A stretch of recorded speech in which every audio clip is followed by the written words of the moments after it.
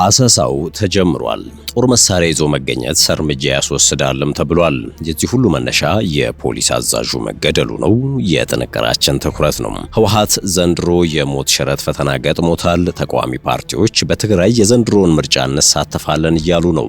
እንመለከተዋለን። ጦርነቱን አስቆመዋለሁ፣ ነገር ግን ትራምፕ ያግዙኝ፣ ጄኔራል አልቡርሃን አፋጣኝ ጥሪ አቅርበዋል። የአዲስ አበባ ፖሊስ የእስር ዘመቻውን አጠናክሮ ቀጥሏል። ፖሊስ የማህበራዊ ሚዲያ አንቂ ነን ባዮችን አልታገሰም ብሏል። ሌላኛው ትኩረታችን ነው። ሌሎችም ጉዳዮች ተካተዋል። ጤና ይስጥልን። የሰዓቱ የመረጃ ጥንቅራችን ተጀምሯል። በመግቢያችን ላይ ያደመጣችኋቸውን አበይት ነጥቦች ዝርዝር መረጃዎቻቸውን እንደሚከተለው እናጋራችሁ።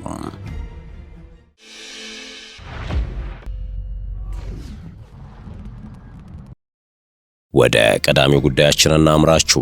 አሰሳው ተጀምሯል። ጦር መሳሪያ ይዞ መገኘት እርምጃ ያስወስዳልም ተብሏል። የዚህ ሁሉ መነሻ የፖሊስ አዛዡ መገደሉ ነው። በጋምቤላ ክልል በጸጥታ ስራ ከተመደቡ የሰራዊት አባላት ውጪ የትኛውንም የጦር መሳሪያ ይዞ የሚገኝና የሚንቀሳቀስ ግለሰብ ወይንም ቡድን ላይ የጸጥታ ኃይሎች አስፈላጊውን እርምጃ እንደሚወስዱ የክልሉ መንግስት አስጠንቅቋል። ወንጀል በመፈጸም የተጠረጠሩ ግለሰቦችን በቁጥጥር ስር ለማዋል የፌዴራሉና የክልሉ የጸጥታ አካላት ሰፊ ስራዎችን እያከናወኑ መሆኑን የክልሉ መንግስት አስታውቋል። የክልሉ መንግስት ይህን ያስታወቀው ወቅታዊ የክልሉ ሰላምና ጸጥታ ሁኔታን በተመለከተ ምሽቱን በወጣው መግለጫ ነው። በጋምቤላ ከተማና በክልሉ ወረዳዎች ከሰሞኑ በተከሰተ የጸጥታ ችግር የሰው ህይወት መጥፋቱንና ጉዳት መድረሱን የክልሉ መንግስት በዚሁ መግለጫው አንስቷል። የጸጥታ ችግሩን ትርምስ ሲል የጠራው የክልሉ መንግስት መግለጫ ለዚህ ተጠያቂ ያደረጋቸው የክልሉ ህዝብ ሰላም መሆን እንቅልፍ የሚነሳቸውና ግጭትና የሰው ሞት የሚያስደስታቸው ያላቸውን ኃይሎችን ነው። ከጥቂት ዓመታት በፊት በጋምቤላ ክልል የተለያዩ አካባቢዎች የጸጥታ መደፍረስና ግጭት ይከሰት እንደነበር ያስታወሰው መግለጫው የዜጎችን በሰላም የመኖር መብት ለማረጋገጥ መንግስት የአመራር ለውጥ ማድረጉን ጠቅሷል። አዲስ የመጡት አመራሮች የነበረውን የጸጥታ ችግርን በመፍታት በልማትና በሰላም ግንባታ ስራዎች በርካታ ውጤቶች እንዲመዘገቡ ጥረቶች እያደረጉ እንደሚገኙ የክልሉ መንግስት ገልጿል። የክልሉን ሰላምና ልማት ወደ ኋላ ለመመለስ የሚሰሩ ሲል የክልሉ መንግስት የጠራቸው ኃይሎች በየቦታው ሰዎችን በመግደል ተሽከርካሪዎች ላይ ጥቃት በማድረስና ህይወት እንዲጠፋ በማድረግ ወንጅሏቸዋል። በእኩይ ተግባራት ላይ የተሰማሩ በሚል በመግለጫው የተጠቀሱት ኃይሎች የጸጥታ አካላትንና አመራርን ኢላማ አድርገዋል ሲል የክልሉ መንግስት በመግለጫው ጠቅሷል። እነዚህ ኃይሎች ወደ ለየለት የህዝቦች እልቂት ለማስገባት የተለያዩ ሙከራዎችን ሲያደርጉ ተስተውሏል ያለው መግለጫው መንግስት የዜጎችን ሰላምና ደህንነትን ለማስከበር ተጠርጣሪዎችን አድኖ በመያዝ ላይ እንደሆነ ገልጿል። የክልሉ ህዝብ በጥፋት ላይ የተሰማሩ አካላትን ሲመለከት ጥቆማ እንዲያደርግ ያሳስበው የክልሉ መንግስት ለጸጥታ ስራ ተመድበው ከሚሰሩ የሰራዊት አባላት ውጪ የትኛውንም የጦር መሳሪያ ይዞ መንቀሳቀስን አግዷል። የጦር መሳሪያ ይዞ በሚገኝና በሚንቀሳቀስ ግለሰብ ወይም ቡድን ላይ የጸጥታ አካላት አስፈላጊውን እርምጃ እንደሚወስዱም የክልሉ መንግስት በመግለጫው አስጠንቅቋል። የክልሉ መንግስት ይህንን ማስጠንቀቂያ የሰጠው በጋምቤላ ከተማ ከማክሰኞ ረፋድ ጀምሮ የተኩስ ልውውጥ እየተካሄደ ባለበት ወቅት ነው። በጋምቤላ ከተማ ተኩስ መሰማት የጀመረው የከተማይቱ ፖሊስ አዛዥ በሆኑት ኮማንደር ኡሙድ ጁሉ ላይ ማክሰኞ ረፋድ ላይ ግድያ መፈጸሙን ተከትሎ እንደሆነ ተገልጿል። በተኩሱ ምክንያት ሰዎች መሞታቸውንና መጎዳታቸውንም የከተማይቱ ነዋሪዎች ገልጸዋል። ከዚህ ክስተት በኋላ የጋምቤላ ከተማ መደበኛ እንቅስቃሴዎች መቋረጣቸውንም ነዋሪዎች አመልክተዋል። በጋምቤላ ከተማ ባሳለፍነው ሳምንት ከተፈጸመ ጥቃት በኋላ ከምሽቱ 1 ሰዓት በኋላ የሚደረግ የሰዎችና የተሽከርካሪዎች እንቅስቃሴ ላይ የሰዓት እላፊ መጣሉ አይዘነጋም።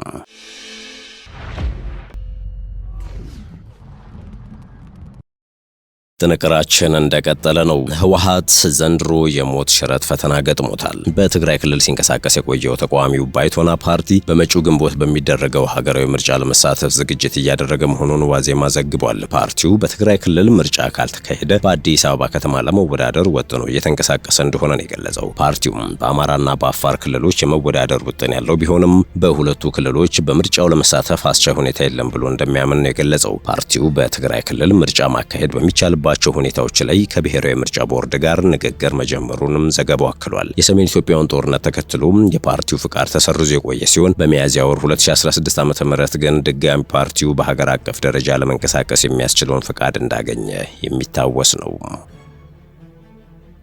በኢትዮጵያ ባለው የጸጥታ ችግር ምክንያት ከየብስ ይልቅ የአየር ትራንስፖርት ምርጫ በመሆኑም በአየር ማረፊያዎች ላይ መጨናነቅ ተፈጥሯል በሚል በፓርላማ ሙግት ገጥሞታል። የኢፌዴሪ ሕዝብ ተወካዮች ምክር ቤት 5ኛ ዓመት የሥራ ዘመን 4ኛ መደበኛ ስብሰባውን በትላንትናው ዕለት ያካሄደ ሲሆን ለትራንስፖርትና ሎጂስቲክስ ሚኒስቴር አለሙ ስሜ የተለያዩ ጥያቄዎች ከምክር ቤት አባላት ተነስተዋል። ቅድስት አርአያ የተባሉ የምክር ቤት አባል እንደ ሀገር በተፈጠረው የሰላም ችግር ማህበረሰቡ ከየብስ ተሽከርካሪ ይልቅ በብዛትና በስፋት እየተጠቀመ ያለው አየር መንገድ ነው። ከዚህ አኳያ ብዙዎቹ አየር መንገዶቻችን በጣም በመጨናነቅ ላይ ይገኛሉ ያሉ ሲሆን የኢትዮጵያ አየር መንገድ በአግባቡ መንገደኞችን ለማስተናገድ ጥረት እያደረገ ይገኛል፣ እያየንም ነው። ከዚህ አኳያ ማስፋፋያ የሚያስፈልጋቸው አካባቢዎች አሉ በማለት በምሳሌ አስደግፈው ተናግረዋል። በ1987 አካባቢ የቅዱስ ላሊበላ አየር ማረፊያ እንደተሰራና ከዚህ አኳያ ለረጅም ጊዜ አገልግሎት ሰጥቷል ያሉ ሲሆን የቱሪስት መዳረሻ ነው፣ ከፍተኛ የሆነ ቱሪስት ፍሰት የሚመጣበት ነው፣ ማህበረሰቡ የሚጠቀምበት አየር መንገድ ነው ብለዋል። እንደራሴዋ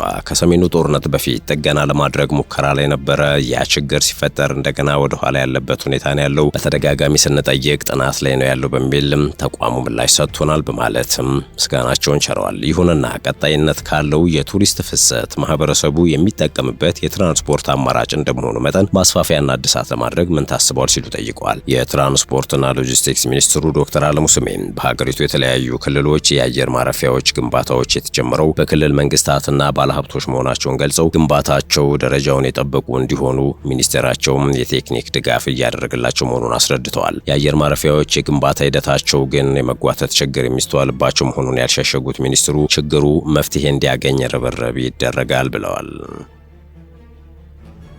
የመረጃ ጥንቅራችን እንደቀጠለ ነው። የተከበራችሁ የሸገር ታይምስ ቤተሰቦች የአዲስ አበባ ፖሊስ የእስር ዘመቻውን አጠናክሮ ቀጥሏል። የአዲስ አበባ ፖሊስ የማህበራዊ ሚዲያ አንቂ ነን ባዮችን አልታገስም ብሏል። የአዲስ አበባ ፖሊስ ጠቅላይ መምሪያ የማህበራዊ ሚዲያን በመጠቀም ሙያዊ ክብርን የሚያዋርዱ ከህብረተሰቡ ባህል፣ እምነትና ሞራል ተቃራኒ የሆኑ መልእክቶችን ሲያስተላልፉ የነበሩ የማህበራዊ ሚዲያ አንቂ ወይም ይዘት ፈጣሪ ነን የሚሉ 4 ግለሰቦችን በቁጥጥር ስር አውሎ ምርመራ እያጣራ እንደሚገኝ ገልጿል። የመጀመሪያዎቹ ተጠርጣሪዎች ዛህራ መሐመድና ፈቲያ ኤልያስ የተባሉ ነዋሪነታቸው በቦሌ ክፍለ ከተማ ወረዳ 12 ልዩ ቦታው ቦሌ ቡልቡላ ሲሆን የቲክቶክ ፕላትፎርምን በመጠቀም የሀገሪቱን ወግ፣ ባህል፣ እምነትና ሞራልን በማይመጥን መልኩ ኢሉሚናቲ ወይም የሰይጣን ማህበርተኞች አባላት ነን፣ እኛን ምሰሉ፣ በርካታ ገንዘብ ታገኛላችሁ የሚሉ መልእክቶችን ሲያስተላልፉ በቁጥጥር ስር ውሏል ብሏል። ሶስተኛው ተጠርጣሪ ደግሞ ለታ ደረጀ ተረፋ የተባለ ነዋሪነቱ በንፋስ ስልክ ላፍቶ ክፍለ ከተማ ወረዳ 4 ልዩ ቦታው ጀሞ 3 የሆነ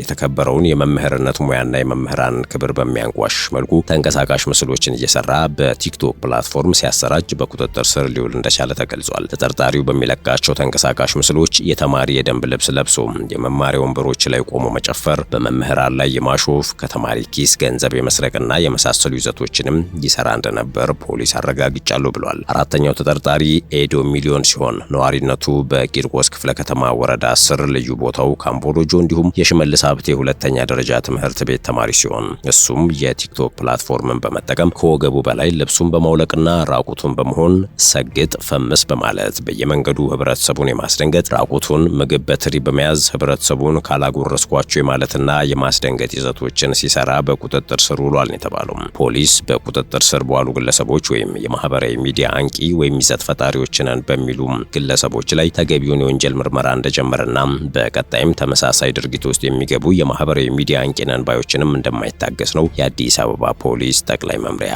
ያሳሰበው። ወደ ሌላኛው ጉዳያችን እናምራ። የኢትዮጵያና ሩሲያ ሚስጥር የመጠበቅ ስምምነት። ኢትዮጵያና ሩሲያ የኒውክሌር ኃይል ሚስጥራዊ መረጃዎችን የመጠበቅ ስምምነት ተፈራረሙ። ስምምነቱን የተፈራረሙት የኢትዮጵያ ኒውክሌር ኃይል ኮሚሽን ኮሚሽነር ሳንዶካን ደበበና የሩሲያ ፌዴሬሽን የሮሳቶም ኢነርጂ ፕሮጀክቶች ዋና ዳይሬክተር አንድሬ ሮዝድስቲቪን ናቸው። በአቶ ሳንዶካን ደበበ የተመራ የኢትዮጵያ ልዑክም በሩሲያ ሞስኮ ከታህሳስ 6 እስከ 10 2018 ዓ.ም ድረስ የሁለቱ ወገኖች የመጀመሪያ ስብሰባ ላይ እየተሳተፈ ይገኛል። በስብሰባው ሚስጥራዊ መረጃዎችን የመጠበቅ ስምምነትና የፍኖተ ካርታ ሰነዶች ለውይይት ቀርበው ምክክር ተደርጎባቸዋል። የኒውክሌር ቴክኖሎጂ ካለው ዓለም አቀፋዊ ውድድር አንጻር ሚስጥራዊ መረጃዎች መጠበቅ እንዳለባቸው ተገልጿል። ኢትዮጵያና ሩሲያ የኢትዮጵያን የመጀመሪያ የኒውክሌር ኃይል ማመንጫ ጣቢያ ግንባታና ልማትን ለማፋጠን ቀደም ብለው የተገቧቸውን ስምምነቶች ተግባራዊ ለማድረግ ቁርጠኛ መሆናቸው ተነግሯል። የኒውክሌር ጣቢያ ግንባታ ፕሮጀክቱም በኢትዮጵያ የልማት እንቅስቃሴ ውስጥ ትልቅ ምዕራፍ መሆኑም ተመላክቷል። መድረኩ ባለፈው መስከረም በሞስኮ ከተካሄደው የዓለም አቶሚክ ሳምንት ጎን ለጎን በተፈረመው አጠቃላይ የተግባር እቅድ ላይ ይመክራል። ጠቅላይ ሚኒስትር አብይ አህመድና የሩሲያ ፌዴሬሽን ፕሬዝዳንት ቭላዲሚር ፑቲን የኒውክሌር ቴክኖሎጂን ለሰላማዊ አገልግሎትና ለኢትዮጵያ አስተማማኝ ኃይል ምንጭ እንዲሆን መጠቀም ላይ መወያየታቸውን የኢትዮጵያ ኒውክሌር ኃይል ኮሚሽን አስታውሷል።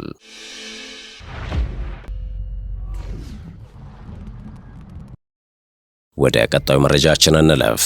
ጦርነቱን አስቆመዋለሁ፣ ነገር ግን ትራምፕ ያግዙኝ ጀነራል አልቡርሃን ናቸው ያሉት። የሱዳን ጦር አዛዥ ጀነራል አብዱል ፈታህ አልቡርሃን በሱዳን ጦርነት እንዲቆም ከአሜሪካ ፕሬዝዳንት ዶናልድ ትራምፕ ጋር ለመስራት ዝግጁ መሆናቸውን ተናግረዋል። ጀነራሉ ይህንን ያሉት በአሜሪካ የሚመራው የተኩስ አቁም ጥረት አሁንም ባልተቋረጠበት ሁኔታ ነው። ሱዳን የውጭ ጉዳይ ሚኒስትሯ ባወጣው መግለጫ ቡርሃን በሪያድ ባደረጉት ይፋዊ ጉብኝት መጨረሻ ላይ ሱዳን ሰላም ለማምጣትና ግጭቱን ለማስቆም በታቀዱ ጥረቶች ከፕሬዝዳንት ትራምፕ፣ ከአሜሪካ የውጭ ጉዳይ ሚኒስትር ማርኮ ሩቢዮና ከአሜሪካ የሰላም ልዑክ ማሳድ ቡሎስ ጋር ለመተባበር ቁርጠኝነቷን አረጋግጠዋል። ከኢሳያስ አፈወርቂ በኋላም ሪያድ የገቡት ጀነራሉ በሳውዲ ዋና ከተማ ያደረጉትን ጉብኝት በልዑል መሐመድ ቢን ሳልማን ግብዣ ነው ተብሏል። እንደ አንድ የሱዳን መንግስት ባለስልጣን ገለጻ የሳውዲ አረቢያ ዘውድ ልዑል በቅርቡ በዋሽንግተን ባደረጉት ይፋዊ ጉብኝት ወቅት ለአሜሪካ ፕሬዝዳንት ባቀረቡት ጥሪ ላይ ያተኮሩ ውይይቶች በሱዳን የሚደረገውን ጦርነት ለማስቆም በሚደረገው ጥረት ላይ ያተኮሩ ናቸው።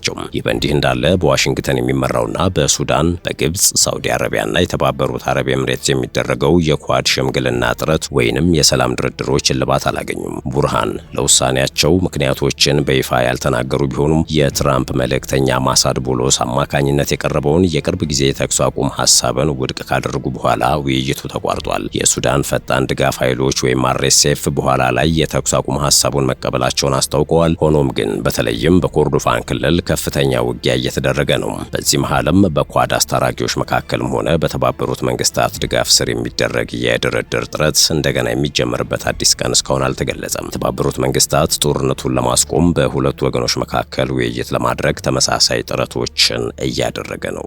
የተከበራችሁ የሸገር ታይምስ ቤተሰቦች ለአሁኑ የያዝነው የመረጃ ጥንቅራችን ያደመጣችሁትን ይመስል ነበረ። በያላችሁበት ሰናይ ጊዜ